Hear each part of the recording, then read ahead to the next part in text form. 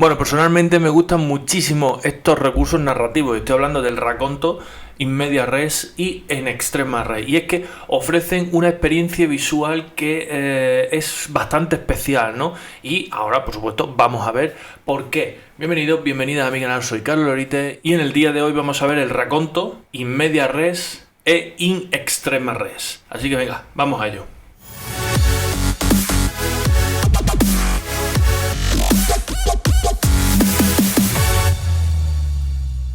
Bueno, está la segunda parte de los recursos narrativos que vimos. Por aquí os dejo la primera parte para que el que quiera verla, por supuesto, después de este vídeo, porque no hay continuidad. De hecho, nunca mejor dicho, no hay continuidad entre el flashback, el flash forward, el racconto, in media res e in extrema res. En el caso de hoy nos vamos a centrar en cómo expresar historias, en cómo alterar, digamos, de alguna forma la línea de tiempo para representar la historia o el guión que nosotros estamos haciendo en cada momento, ¿no? Recordamos que en la primera parte vimos el flashback, que se supone que es un evento anterior, el flash forward, que es un evento a futuro, y el flash sideways, que son como realidades alternativas, ¿no? Por decirlo así y por resumirlo mucho. De todas maneras, como digo, lo podéis ver en el vídeo de la primera parte de los recursos narrativos, ¿no? Pero en este caso el racconto, in media res e in extrema res nos alteran, digamos, esa línea de tiempo, ¿no? Entonces, bueno, pues vamos a ver uno a uno y por supuesto vamos a ver ejemplos. Empezamos con el racconto. Bueno, como digo siempre, la definición la extraigo directamente de mi blog en carloslorite.com y nos dice así: se conoce como racconto o narrativa preactiva a toda aquella escena retrospectiva del pasado, que conforme vaya pasando el tiempo va progresando lentamente de forma lineal hasta llegar al momento inicial del punto de partida de la historia.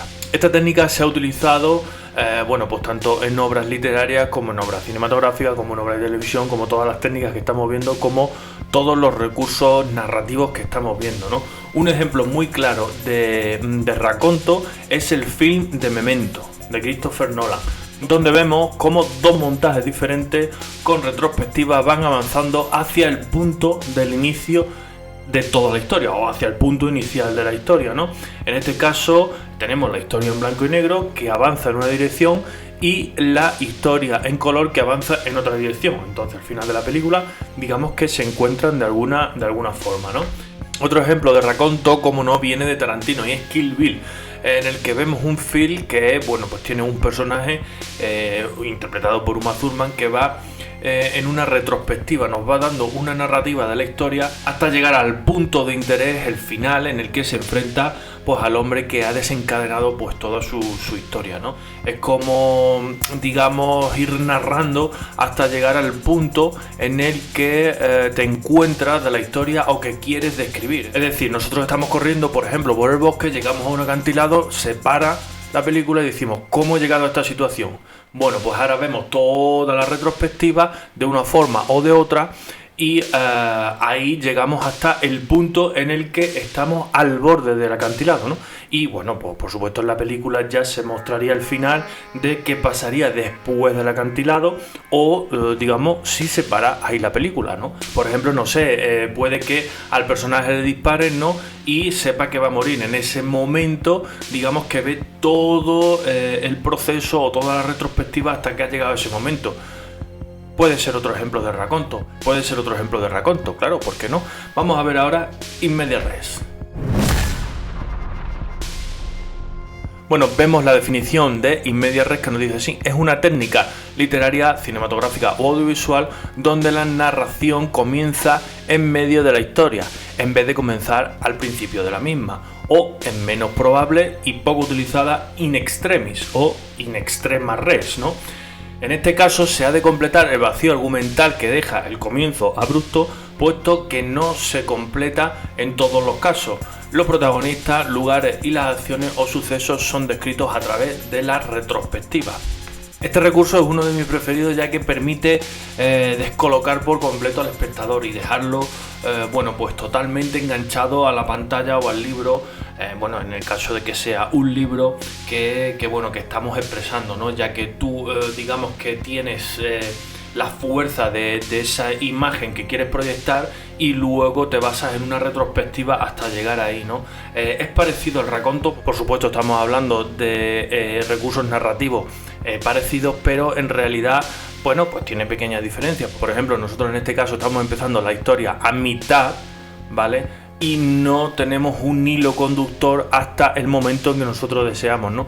Empezamos la historia en mitad y luego podemos plantear varias elipsis, yéndonos hacia atrás, yéndonos hacia adelante, o simplemente yéndonos hacia atrás y saltándonos el momento en el que nosotros hemos planteado para el inicio, bueno, pues del libro o de la pieza audiovisual, bueno, o cinematográfica, ¿no? Ejemplos en este caso de literatura de in media res podrían ser la Eneida de Virgilio, la Ilíada y la Odisea de Homero, ¿vale? Y como digo siempre, si os está gustando el vídeo, darle al like, suscribiros, campanita, redes sociales, muchas cosas en las redes sociales.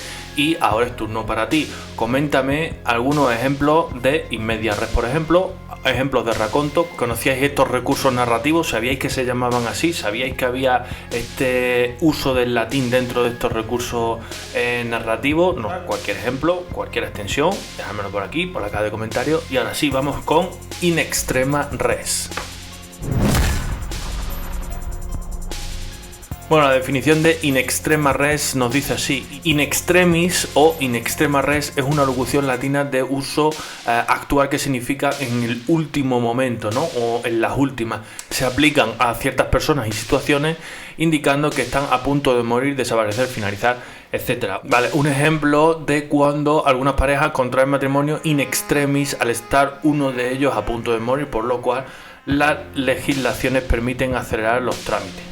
Esto es un ejemplo que podría aplicarse. Y ahora vamos a lo que nos interesa, la narración. La expresión se usa también en narratología para definirse a una de las tres posibilidades de ordenar la narrativa de los hechos. Estamos hablando del raconto in media res, que es la segunda opción, y la tercera posibilidad es in extrema res, o empezar al final del desenlace, ¿no? O, como hemos dicho, in extrema, ¿no? Como uno de los ejemplos genéricos que hemos puesto, ¿no? Alguien que está a punto de morir y en retrospectiva vemos todo lo que sucede hacia llegar allí, ¿no? Estamos viendo a lo mejor ¡pum!, un disparo, una bala y el tío paralizado a punto de morir porque sabe que va a morir, ¿no? Entonces vemos todo en retrospectiva, ¿no? Pues esto sería in extrema res, ¿no? La diferencia entre in media res e in extrema res es que está a punto de morir, está a punto de finalizar digamos toda la historia del personaje en sí, y in media res puede empezar o bien digamos al final de la historia, en el extremo, in extremis, o en una parte de la historia cualquiera, no sabemos exactamente, en una parte pues que sea relevante para contar la historia, ¿no? De alguna forma, ¿no? Algún punto de no retorno, algún punto en el que, bueno, pues está corriendo, ¿no? Imaginamos que está corriendo y dice, bueno, ¿qué hago aquí? Pum, y en retrospectiva vamos viendo por qué está en esa situación, ¿no? Digamos que in extrema res es contenido por in media res, pero no al revés. Es decir, que podemos tener in media res e in extrema res, pero no podemos tener in extrema res e in media res. Bueno, es un poquillo así abstracto, pero bueno, hay que explicarlo de esta manera y hay que saber que existen estos recursos narrativos, ¿no?